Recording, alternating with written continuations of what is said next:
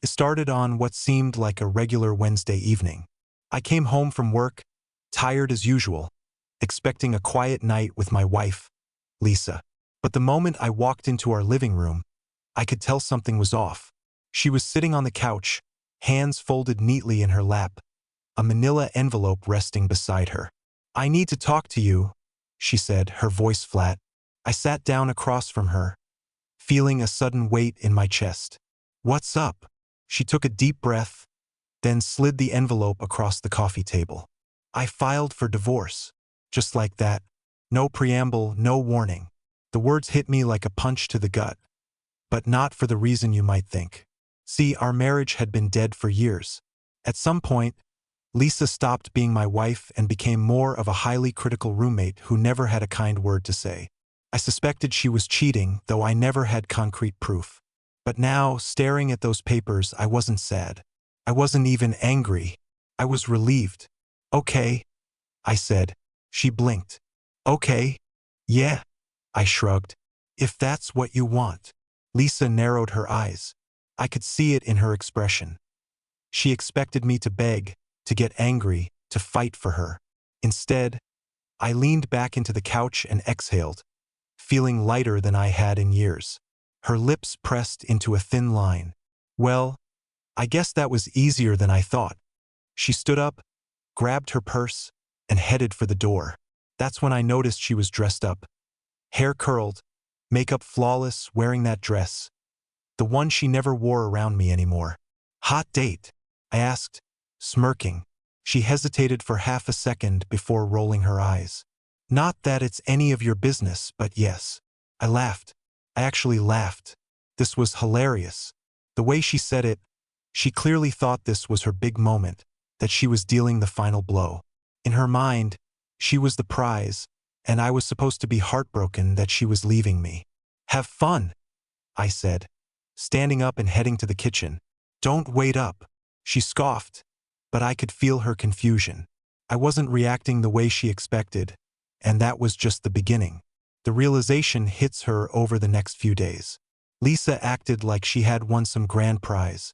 She barely came home, probably staying over at her new man's place. I didn't care.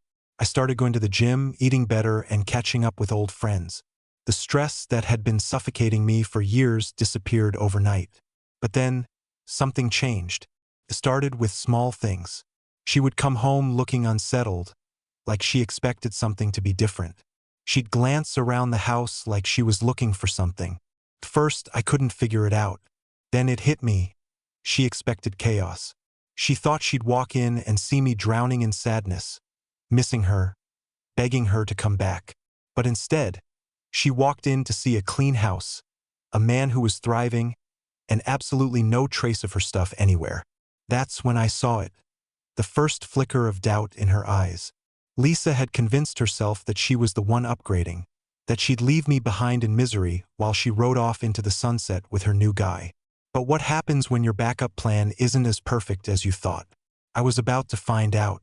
For the first few days after Lisa dropped the divorce bombshell, I didn't hear much from her. She wasn't home, and honestly, I didn't care where she was.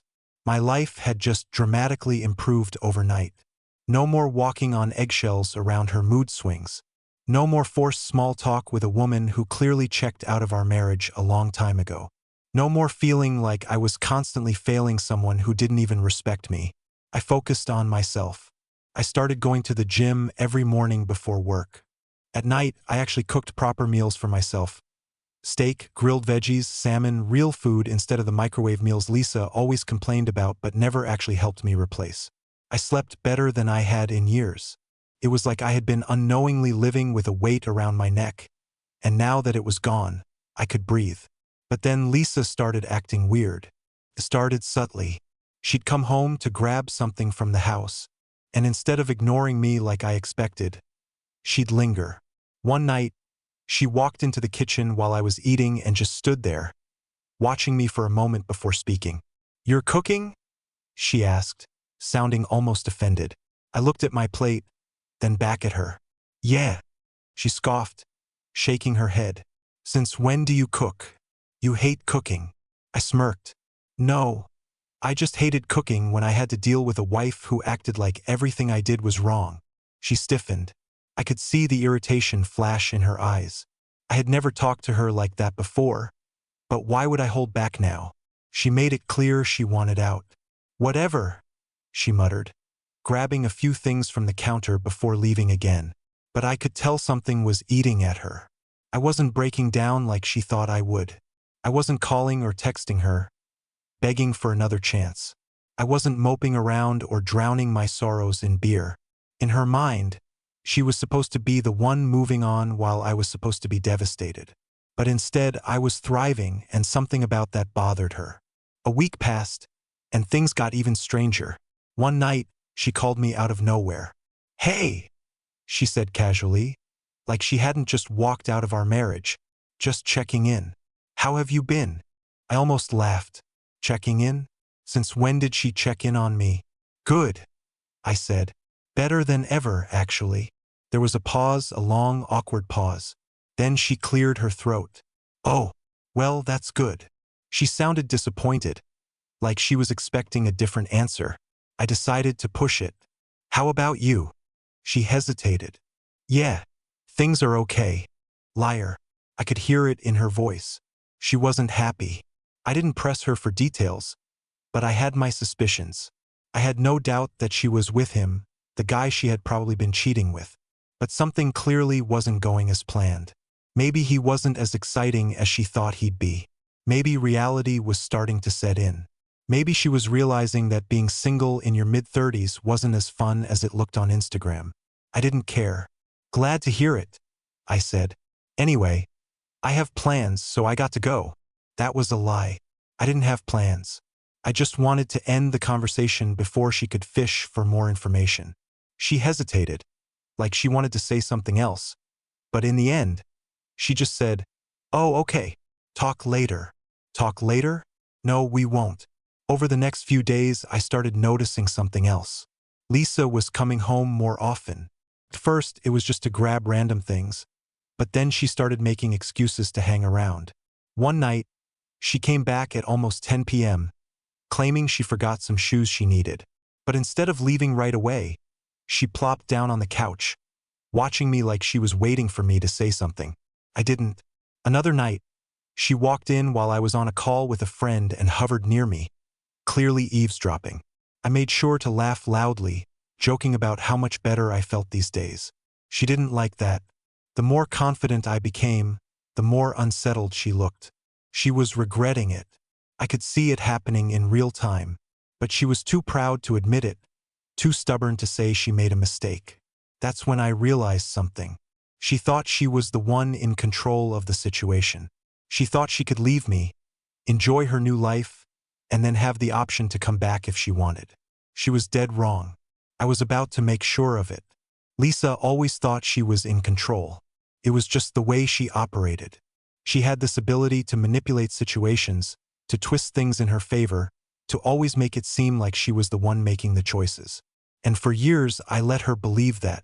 I let her think she was the mastermind of our marriage, that I was just some guy along for the ride, always adjusting to her moods, always walking on eggshells to keep the peace. But now I had nothing left to lose. And the moment I stopped playing by her rules, she started to fall apart. She came by the house more frequently, always under some weak excuse. One night, she claimed she needed to pick up some mail. Another time, she said she left her favorite shampoo in the bathroom. But I knew the real reason. She wasn't checking in on me. She was checking on me. She wanted to see how I was doing without her, and the answer was better than ever. I made sure of that. The house was spotless every time she showed up, something she never thought I was capable of doing without her nagging. The fridge was stocked with fresh food. The gym bag by the door made it clear I was taking care of myself. I even left a book on self-improvement on the coffee table, something she never thought I'd have the discipline to read. Every little detail, every little change, was a silent reminder. I didn't need her. I never did, and it was driving her insane. One night, she showed up while I was watching TV. She stood in the doorway, arms crossed, staring at me like I had committed some crime. "What's up?" I asked casually, barely looking away from the screen. She sighed dramatically. Can we talk? That was new. Lisa never wanted to talk. She wanted to lecture, to dictate, to control. I muted the TV and turned to her. Sure. She hesitated. And for the first time, I saw something I never thought I'd see in her: doubt. I don't get it, she finally said. I raised an eyebrow. Don't get what?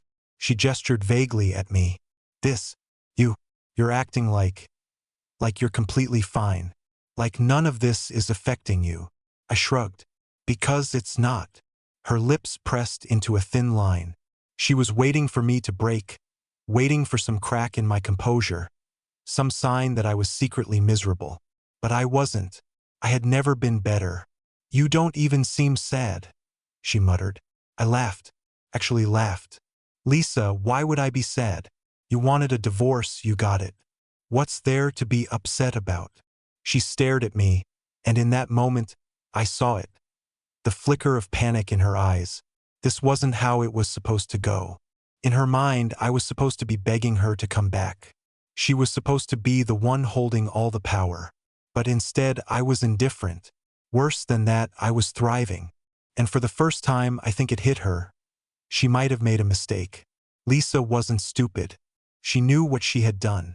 She had gambled, thinking that leaving me would be an upgrade, that her new guy, whoever he was going to give her the excitement she thought she was missing. But the cracks were already starting to show. One night, she slipped up. I mean, you don't even care that I'm moving on, she blurted out. And I caught it. Not I moved on. I'm moving on. Present tense. That meant only one thing. Things weren't going as planned. I leaned back on the couch, smirking. Lisa, what you do with your life isn't my problem anymore. She flinched. She actually flinched. For the first time in years, I felt like I had the upper hand, and I wasn't done yet. I had a feeling Lisa's fantasy wasn't working out the way she expected. But I didn't know just how bad it had gotten until the cracks started turning into full-on fractures. At first, it was the little things. Her dropping by more often, lingering in the house for longer than necessary, asking questions she had no reason to ask. But then came the real red flag. She started making excuses to stay longer. One night, she showed up claiming she forgot an important document she needed for work. I didn't ask questions. I just nodded and let her dig through her old desk. But instead of grabbing it and leaving, she just stood there, flipping through old papers that clearly had no importance. I could feel her watching me, but I didn't acknowledge it. Then came the next visit. This time, it was too late at night to be casual. It was almost 11 p.m. when she knocked on the door. And I'll be honest, I was surprised she even came by at that hour. Something wrong? I asked, leaning against the door frame. She hesitated for a moment before sighing dramatically. Can I come in? I knew exactly what was happening. The fantasy was falling apart. I stepped aside, letting her in, and watched as she plopped onto the couch like she lived there. I didn't say a word. I just sat across from her, waiting. It didn't take long for her to start talking.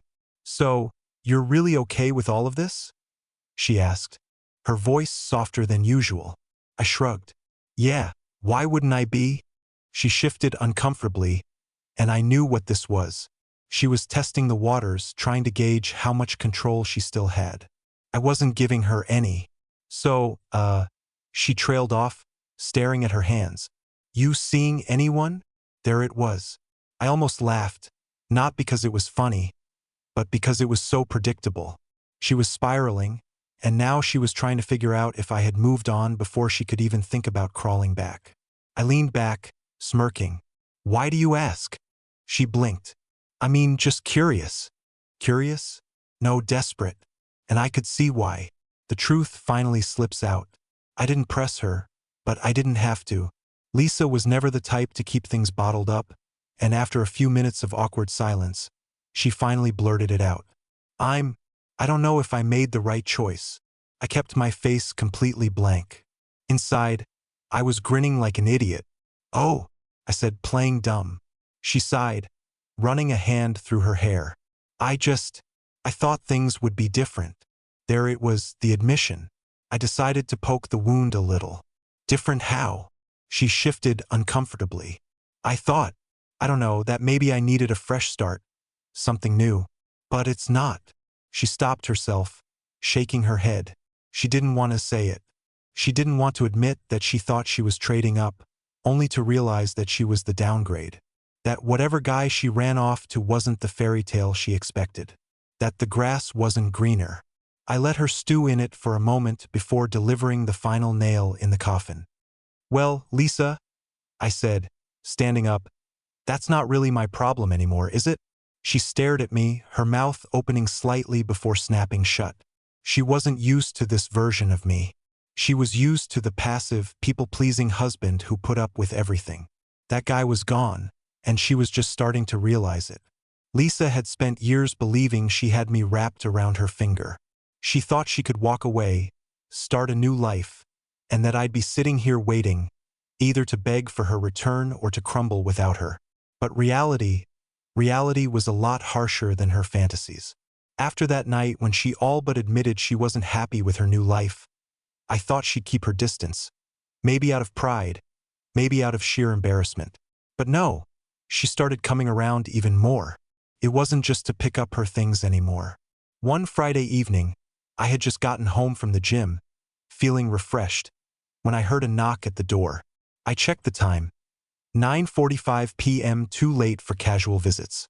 I already knew who it was before I even opened the door. And sure enough, there stood Lisa, looking like she'd been through hell. Her hair was messy, like she'd been running her hands through it in frustration. Her expression, a mixture of regret, confusion, and if I wasn't mistaken, a hint of panic. I leaned against the doorway, crossing my arms.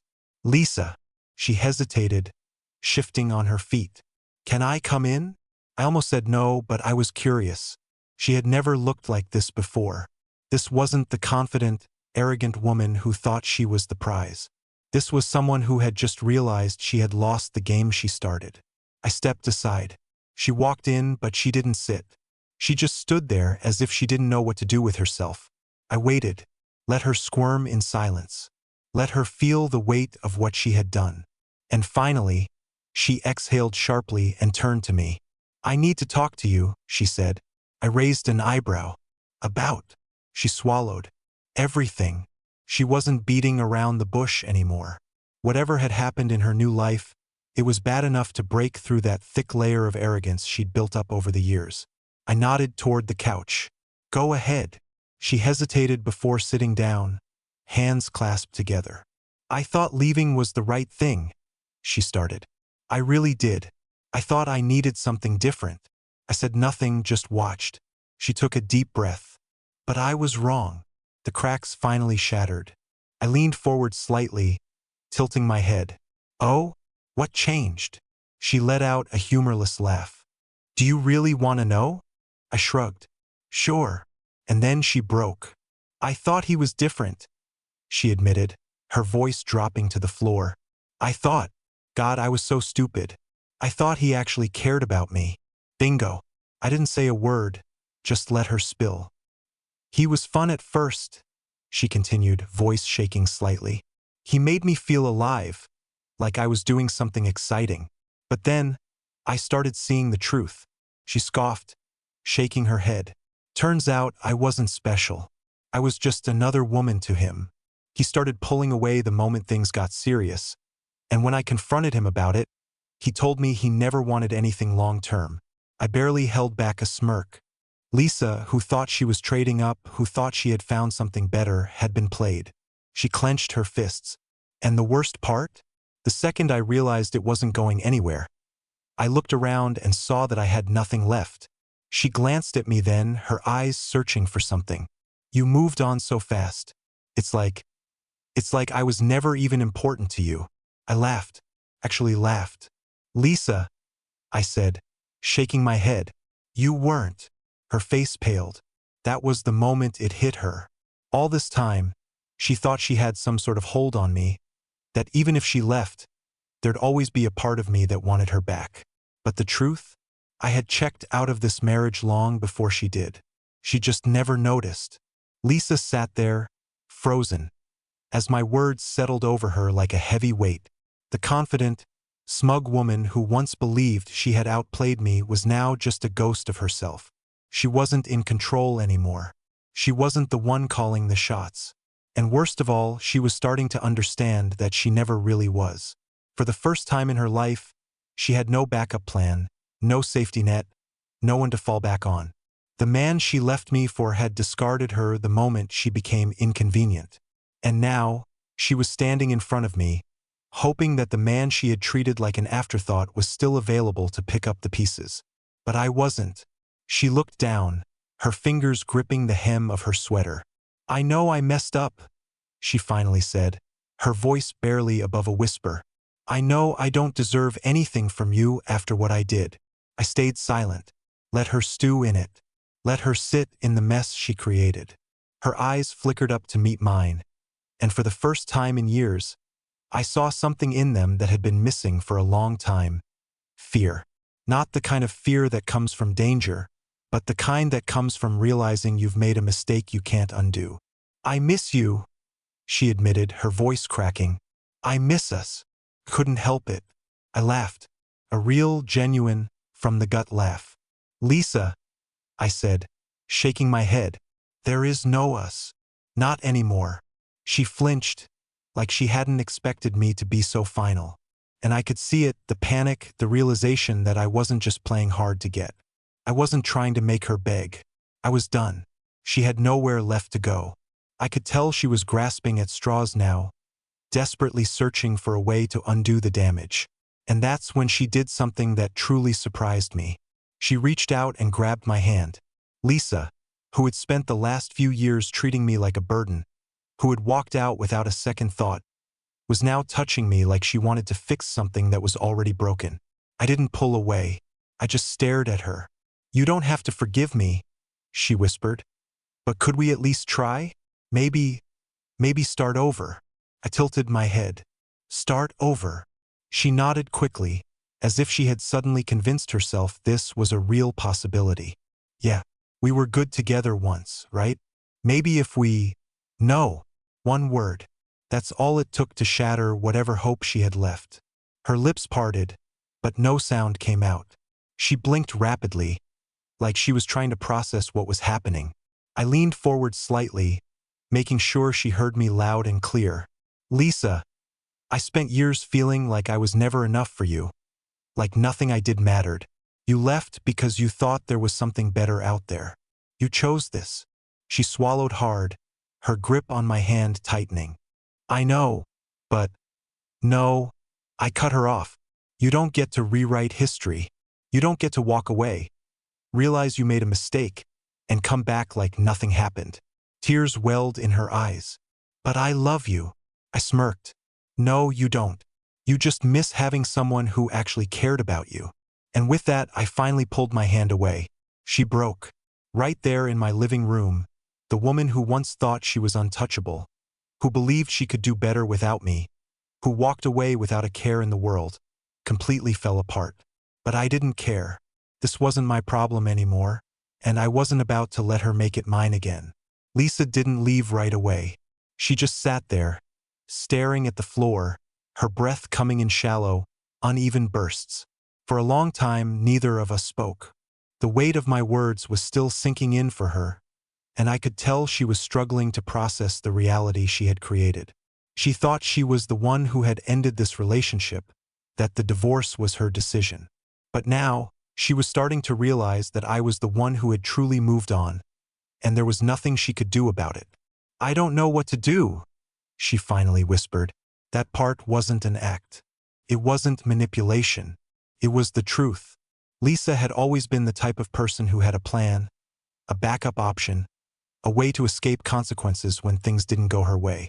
But this was different. She had burned a bridge she thought she could rebuild any time she wanted. Now she was standing on the edge of it, looking at the flames and realizing there was no way back. I sighed, leaning back against the couch, watching her. "You should probably go." Her head snapped up. "What?" I gestured toward the door. "Lisa, I think we've said everything there is to say.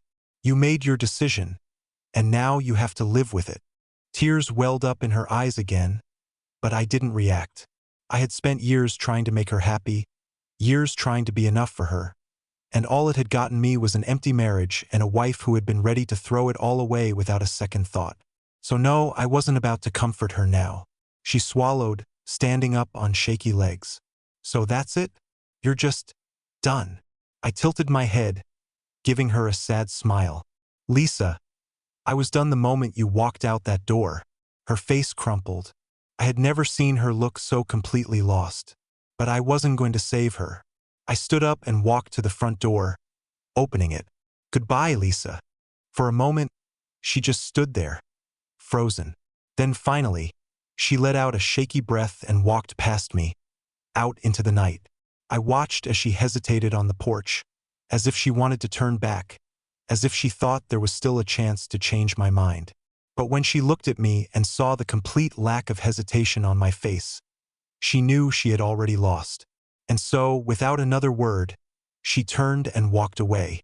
I closed the door behind her, locked it, and for the first time in years, I felt completely, unbelievably free. The silence after Lisa left was different. It wasn't heavy. It wasn't suffocating. It was peaceful. I stood in my living room for a moment, listening to the absence of drama, of tension, of that constant feeling of never being enough. And for the first time in years, I smiled, a real, honest, weight off my shoulders smile. Lisa was gone for good this time, and I wasn't sad, not even a little. The days that followed felt like a fresh start. No more second-guessing myself. No more dreading the sound of the front door opening, wondering what kind of mood she'd be in. No more feeling like a background character in my own life. I was free.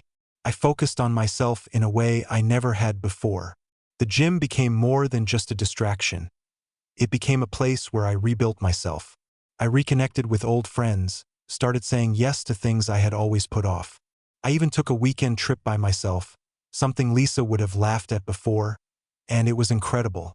One night, a few weeks later, I got a text from an unknown number. I messed up. I wish I could take it all back. Lisa. I didn't even bother responding. I deleted the message, set my phone down, and went back to living my life. Because for the first time in a long, long time, I was finally happy.